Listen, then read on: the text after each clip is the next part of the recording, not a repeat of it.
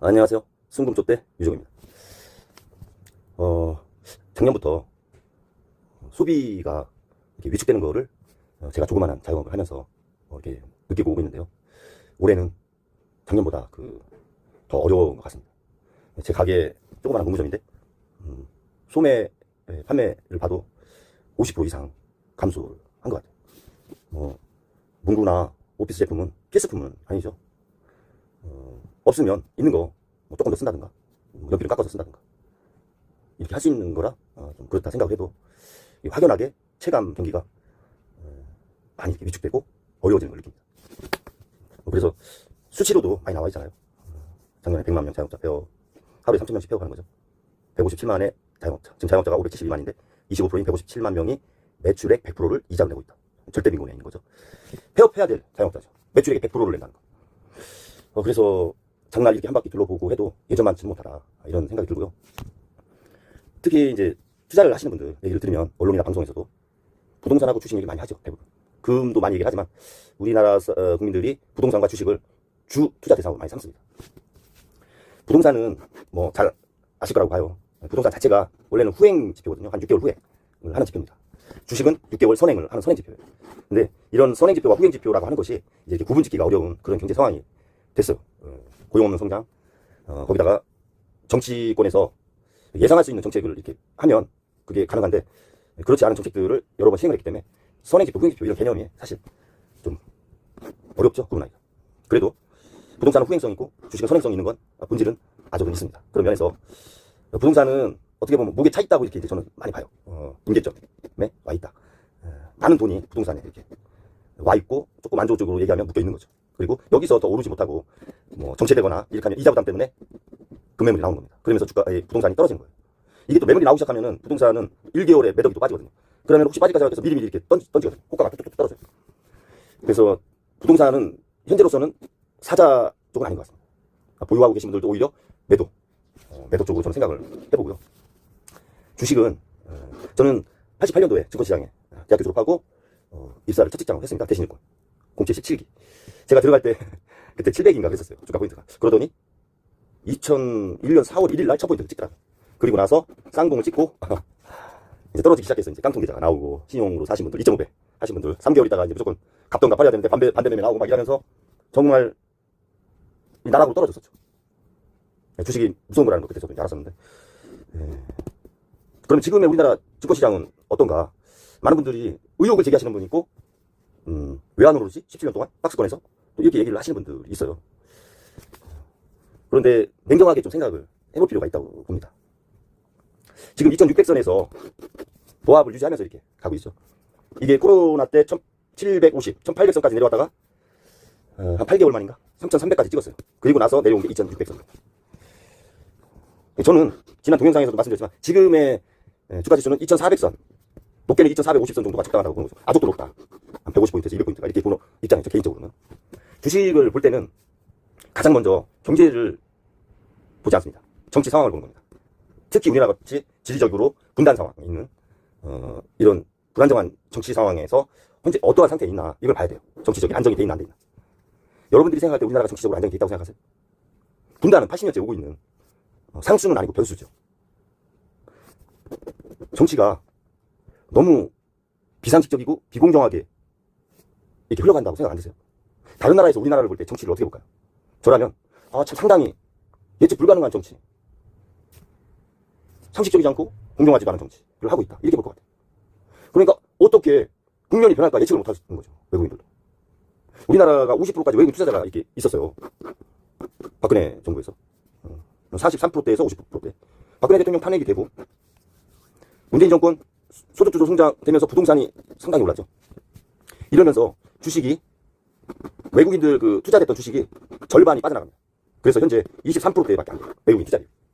물론 우량한 주식들은 50% 정도 돼요. 외국인 투자율이. 그렇지만 시장 자체로 보면 한 43%에서 현재 23%, 25%밖에 안 돼요. 그러니까 반토막이 난 거죠. 외국인들이. 외국인이 또 떠난 거죠.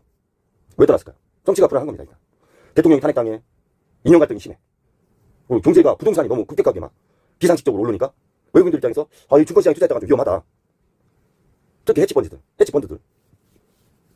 그래서 떠난 겁니다. 떠난 자금이 돌아오지 않는 거예요. 윤석열 정권 들어서도 정치적으로 이게 너무 불안한 거죠. 제가 동영상에서도 말씀드렸지만 우리나라 1년 사회적 비용이 233조인데 70%인 160조에서 150조가 이념 갈등과 다툼으로 사회적 비용이 발생을 하는 거예요. 그러면 정치권에서 이념 가지고 너무 많은 사회적 비용을 지출하는 거죠. 인권, 어떤 노동자의 권익, 사회적 약자에 대한 부분, 계층 갈등 이런 부분에 대해서는 그렇게 비율이 높지 않은 거예요. 사실은 그쪽에서 사회적 비용이 많이 발생해야 되는 거거든요. 근데 이념 부분에서 사회적 비용이 70% 발생한다? 이건 정치가 불안하다고 보는 거죠. 이념 갈등이 너무 극단으로 치달으니까. 지금 윤석열 대통령 나와서 하는 얘기 자유를 외치지만 자유 뒤에서 반국가 세력, 공산 전체주의 뭐 이런 쪽으로 얘기를 하시니까 다른 나라에서 돈이 들어올 수 없는 거죠. 일단 정치적인 상식적인 정치, 공정한 정치, 예측 가능한 어떤 정치 이런 것들이 안정이 안 되고는 기본적으로 주가가 올라갈 수 없는 겁니다. 그 다음에 두 번째, 경제. 경제 한번 보세요. 경제 주체, 정부. 작년에 56조 4천 세수 부족 났죠? 올해 32조 예측 가능해요. 세수 부족으로 해서 재정 적자가 이렇게 계속 나는 정부. 그래서 초급 간부나 경찰 수당, 소방대원들, 119 대원들, 특수 수당 이런 것들이 지급이 안 되고 있어요. 그리고 공무원들 월급 주기 첫날 한국은행에서 마이너스 통장에서 대출 받아가지고 공무원들 월급 주는 정부, 재정. 그거 외국인들이 모를까요? 재정이 지금 너무 위험한 상황이죠. 그리고 우리나라는 이미 저성장 기조에 들어서 있습니다. IMF에서 잠재 성장률 1.7%로 잡고 있어요. 1.7%면 우리나라 입장에서 맞지 않습니다. 우리나라는 최저 2.5%에서 3%는 성장을 해야 되는 나라예요. 이 규모로 봐서. 미국이 1.7%는 괜찮은 겁니다. 미국이 우리나라의 경제 규모의 25배예요. 25배가 되는 1.7%하고 우리나라하고 비교하면 안 되거든요. 우리나라는 2.5%에서 3% 성장해야 되는데 1.7% 잠재 성장률은 이거는 오히려 감소하는 경제라고 봐야 되거든요. 올해 2.6% 성장 예측했다가 지금 2.5% 이것도 제가 볼 때 더 내려올 것 같아요. 2%도 안 될 것 같아요. 삼성이 지금 문제가 되지 않습니까? 삼성이 20%, 25% 차지하잖아요. GDP에. 그나마 현대차가 선전을 하는 거죠. 현대차는 삼성의 절반밖에 안 돼요. 매출이. 이런 걸 보면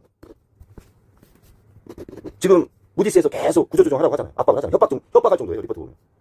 자본시장하고 실물경제 구조조정해라. 안 하면 신용등급 하라고 했다. 그럼 환율이 그냥 올라가 버리는 겁니다. 외국인들 자금 빠져나가. 한순간에. 삼성이 그런 영향을 받는 거예요. 그런데 왜 먹방하는데 들러리 세우고 이렇게 하시냐 이거지. 대통령. 그 바쁜 세월을 가지고. 그리고 우리나라는 신성장에 대한 투자가 전혀 지금 안 되고 있어요. 특히 AI, 우주공학. 오히려 R&D를 줄이는 나라 아니에요? R&D를 줄이는데 외국인이 투자하겠어요? R&D가 투자하면 10년 후에 나타나는 건데. 아니 올해 예산 R&D 늘렸다고 내년에 R&D 투자한 효과가 나오는 건가요? 아니잖아요. 10년, 20년 후에 나타나는 거 아니에요. 그거를 작년에 16%나 줄였으니 외국인들이 이게 투자하겠냐고 그냥 돈 빼서 나가지. 안 오르는 게 당연하다고 보셔야 된다니까, 주식이. 지금도 높다고 보셔야 돼. R&D 예산을 줄이는 국가에 누가 투자를 하겠어요? 선행 지표인데. 그럼 신산업에 대해서도 전혀 국책사업으로 지원도 없고. 삼성만 해도 4개 사업부문 아니에요. 핸드폰, 디스플레이, 반도체, 가전 아니에요. 반도체가 한 40% 차지하는데 이익에서는 한 20%밖에 차지 하지 않아요. 왜냐면 디렉 가격이 메모리 위주 아니에요. 디렉 가격이 이게 3달러 이상 했었는데 지금 1.7달러 이것도 내릴 것 같아요. 반토막 났잖아요. 디렉 가격. 어려움이 있는 거예요. 거기다가 이제 HBM이라고 하는 AI 접목하는 메모리 반도체를 이렇게 선도적으로 치고 나가지 못하고 SK 하이닉스가 먼저 엔비디아하고 계약을 한 거 아니에요. 여기 7년 다 받은 거죠. 삼성. 인텔이 실험실에서 2나노를 성공했어요. 삼성이 3나노거든요. TSMC하고. 2나노 가지 못했어요. 근데 인텔이 실험실에서 2나노를 성공했는데도 인텔이 그냥 주저앉잖아요. 반토막 나고. 연구개발을 안 하고 기술 혁신에 대한 문화가 자리 잡지 않으면 1년 만에 그냥 주저앉는 겁니다. 이 경제의 속도가 그래요. 그 속도를 정부도 따라가야 되는 겁니다. 국가도. 근데 우리나라 정부가 그런 마인드가 있다고 생각하세요. 대통령 나와서 이렇게 담화하고 정치기를 나와서 하는 얘기가 반국, 공산주의 세력, 반국가 세력 뭐 이런 얘기를 하니까 이 경제 자체가 경제에 대해서 얘기 안 하잖아요. 별로. 그러면서 주가 안 오른다? 기업 밸류업 시스템 만들겠다? 그거 말도 안 되는 얘기를 하는 거죠. 정치는 안정을 시키라니까 정치부터. 그리고 재정을 안정을 시켜. 재정도 적자면서 무슨 기업을 뭐 밸류업 시키겠다. 그 말도 안 되는 얘기를 하지 마시라니까. 난 최상무 경제수석 저하고 같은 학번 82학번인데 조국 대표, 이재명 대표 다 82학번 아니에요. 김대석 의원도 있고. 임종석 86학번이지. 앉아서 82학번 아니에요. 다 82학번이면서 나는 이 대응하는 거 보면 이해가 안 가요. 저 같은 저 가방끈 짧은 사람도. 삼성이 퍼라는 게 있어요. PR. 주당 순위. 11이에요, 11. 엔비디아가 얼마 가죠? 50이야, 50. 40에서 50 사이에 놀아. 그럼 삼성이 엔비디아보다 퍼가 이렇게 낮아야 되네. 그렇지 않거든요. 성장성이 갖다 대면 엔비디아 정도 돼야 돼요. 40. 그러면은 4배 오르면 지금 6만이죠? 저는 이거 5만 깨질 것 같은데. 464. 24만원, 25만원 가야 돼요, 삼성이. 근데 지금 5만 된다도 깨질 거 아니야. 6만원 뭐, 제 생각에 그냥 하만 경직성을 잃는 거고. 퍼가 11밖에 안 되네, 삼성. 너무 낮은 거지.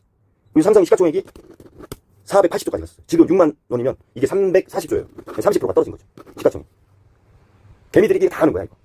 기관하고 외국인들은 이 꼭대기에서 잡은 사람들 없어요. 다 개미들이 잡은 거야. 그러니까 이게 140조를 개미들이 안 얻었으니 얼마나 손해를 봤겠어. 1000만 원이면 300만 원씩 손해본 거거든. 기업의 밸류업 시스템을 만들고 공시를 뭐 올바로 하고, 물론 그런 것들도 중요해요. 그렇지만 기초 체력이 튼튼하지 않으면 절대 주식이 오르지 않는 겁니다. 그리고 기초 체력이라고 하는 거는 기본적 분석이라고 하는 거예요, 우리가. 기술적 분석은 그래프거든요. 그래프로 보면 부동산 시장, 그 뭐 유튜브에 나온 분이 부동산 시장에서 엘리엇 파동을 얘기하시더라고요. 엘리엇 파동이 뭐냐면, 이게 증권시장에서 기술적 지표인데, 상승 5파, 하락 3파예요. 상승하면 1파 상승하고 2파에서 1파 때 오른 거에 40% 오르나 50% 빠지고, 다시 빠진 거에 배가 올라요. 3파죠. 다시 또 빠져요. 오른 거에 40, 50%. 다시 빠진 거에 배가 오릅니다. 이게 상승 5파예요. 그러면서 내릴 때는 3단계, 하락 3파로 내립니다. 쭉 빠졌다가 빠진 거에 40, 50% 오르고, 다시 빠진 거에 2배에서 빠지는데, 이때 빠질 때 깊이는 가늠할 수 없는 거죠. 그때의 경제 상황, 정치 상황, 이게 아주 중요합니다. 하락 3파에서는. 이게 엘리엇 파동인데, 우리나라 그 부동산 시장을 1945년인가 50년도부터 이 사람이 이게 쭉 봤더라고요. 봤는데, 이 우리나라 부동산 시장이 엘리엇 파동으로 봤을 때 하락 3파에 있는 거야. 제가 보니까 그래프가 그랬더라고요. 그러니까 부동산 시장이 이제 임계점에 와서 하락 3파를 맞이할 시점에 됐다고 보더라고요. 그러면 부동산 시장, 만약에 하락 3파라면 엘리엇 파동이 맞아서 제가 볼 때 이 반토막 나는 거는 뭐 기본이고 70% 이상 빠집니다. 그러면 우리나라 주식시장 잘 보세요. 전체적인 주식시장. 저는 기술적 지표 참고만 하지 이렇게 그냥 크게 보진 않아요, 사실은. 17년 동안 횡보를 했기 때문에 크게 보면 연지수로 보면 횡보죠. 근데 이게 이제 좁힐수록 파형이 이렇게 크게 나타날 수 있어요. 근데 부동산 시장이 빠지면 거기 있던 부동산 시장에 있던 돈이 주식시장으로 가느냐? 안 가요. 무서워서 못 가는 겁니다. 그럼 부동산 시장이 너무 깊게 빠지면 주식도 빠지는 겁니다. 왜? 경기 침체. 저성장기에서의 부동산 하락은 그 자금이 이렇게 안정시장을 찾지, 주식 같은 불안정한 위험 있는 시장으로 이렇게 가지 않는 겁니다. 오히려 금이나 미국 채권 시장으로 가는 겁니다. 요번에 그나마 WBGI 그 세계 채권 지수에 편입이 돼서 내년 11월부터 이제 이게 적용이 되는데, 우리나라가 2.2% 정도 비율이 차지하니까, 한 4조 정도 되죠? WBGI가 운영하는 게. 그러면은 80조에서 88조 정도 순이익이 예상이 되는 거죠. 그리고 채권이 우리나라가 이제 신용도가 있고 안정성이 있는 거죠.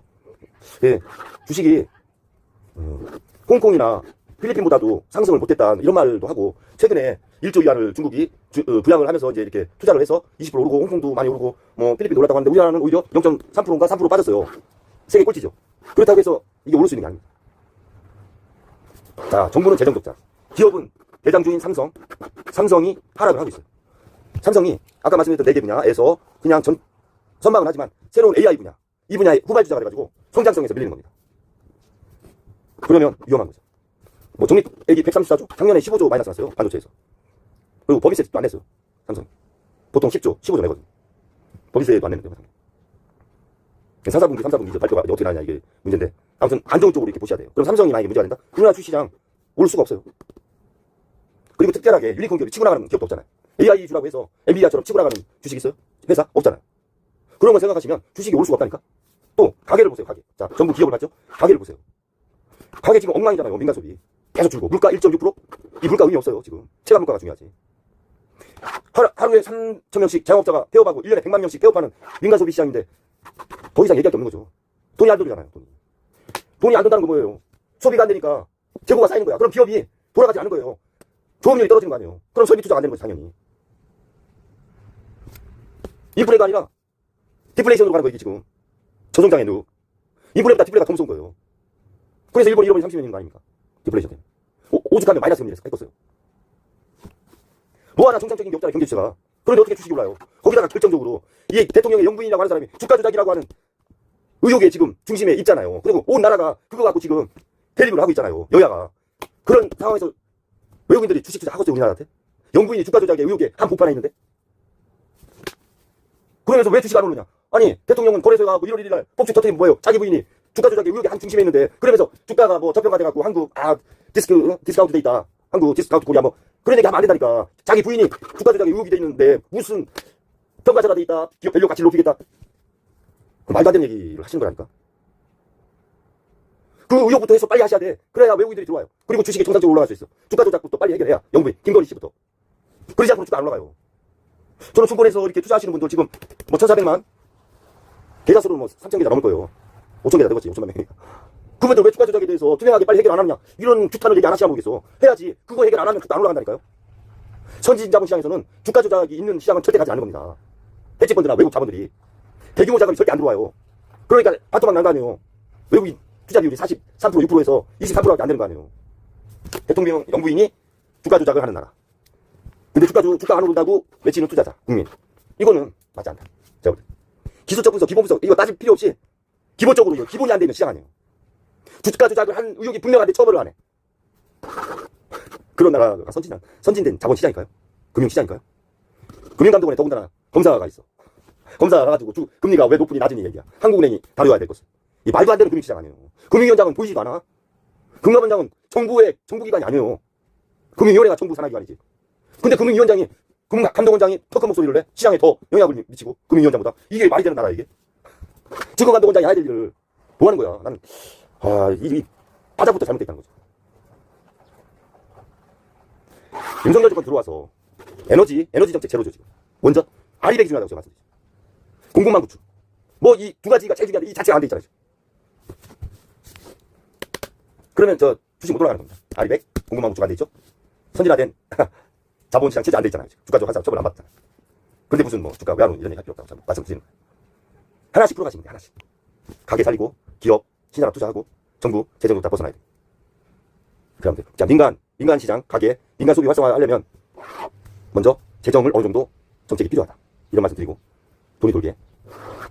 기업, 신산업을 투자하게 정부 차원에서 좀 투자를 또 이렇게 밀어줘야 된다. 이런 말씀 드리고, 정부, 재정교사 빨리 면하시죠. 이 경제 주체 세계가 휘청하는데 이게 주식이 절대 오를 수 없는 겁니다. 저는 부동산이 빠질 거에 대한 정부 차원의 대책이 필요한 시점이죠. 만약에 부동산이 꺼지면요, 건설회사 다 날아가요. PF 대출 때문에. 그러면 그 간다 어떻게 하죠? 미분양된 거,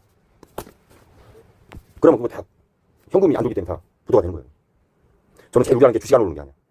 부동산 거품이에요. 부동산이 3천조에서 5천조 정도 거품이 있어, 우리나라. 삼성이 140조 빠졌는데 지금 난리 나잖아요. 시가총액. 그럼 3천조, 5천조가 빠진다고 보세요. 부동산 거품. 나라 어떻게 되었어요? 주가 오르는 게, 안 오르는 게 문제가 아니에요, 지금. 부동산 거품 빠지는 거 대비하셔야 돼요, 국가는, 정부는. 하나씩 이렇게 풀어나가길 소망을 합니다. 대수 참 어렵습니다. 민간시장. 자영업자 대책 빨리 마련하셔야 돼요. 하루하루가 힘들고 버티는 하루하루예요. 저 자영업자인데 저렇게 조그마한 자영업자입니다. 근데 버티면서 하고 있어요. 하루. 정부하고 지자체에서 경각심을 갖고 현실적인 대안 마련하시고, 기업은 유니콘 기업처럼 AI 시장, 신산업에 치고 나가는 그런 기업이 빨리 나타나야 돼요. 엔비디아 같이 우리나라. 그러지 않으면 어렵습니다. 정부도 재정을 우체국에서 2천억 빌리고 쪽팔리지 않아요? 기획재정부. 국민이 그 보험료 납부하는 데에서 2천억씩 빌리고 이렇게 하면 쪽팔리는 거 아니에요? 기금 돌려받고. 하늘에서 마이너스 통장에다가 월급 주고, 공무원들 그 전날. 외국인들이 이거 다 한다니까. 정신 차리세요. 자, 화이팅 합시다. 감사합니다.